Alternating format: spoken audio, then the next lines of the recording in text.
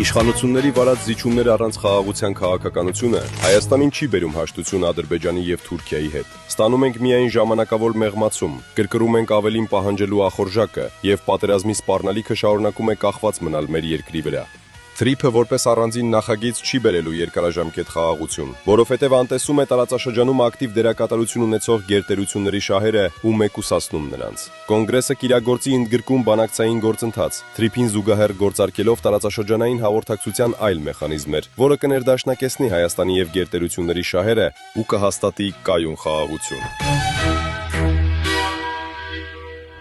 Նիկոլ Փաշինյանն եւ Իլհամ Ալիևը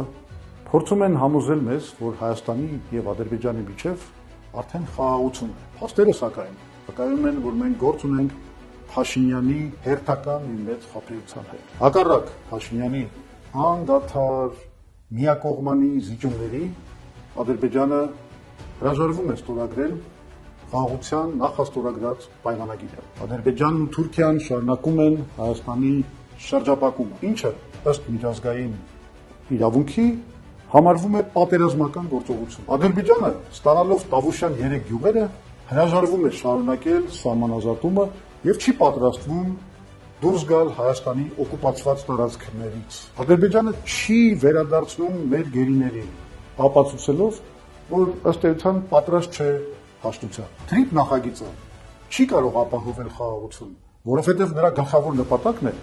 Ռուսաստանի դուրս բռնումը Հարավային Կովկասից եւ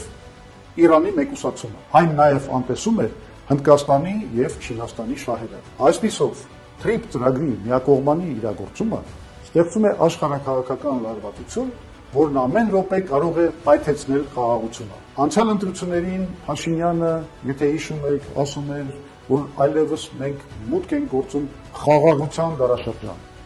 Բայց մենք ունեցանք նոր պատերազմներ եւ աղետալի կորուստներ։ Հայ ազգային կոնգրեսը մերժում է Նիկոլ Փաշինյանի հերթական նախընտրական ստերը եւ առաջարկում Trip plus BRICS ծրագիրը,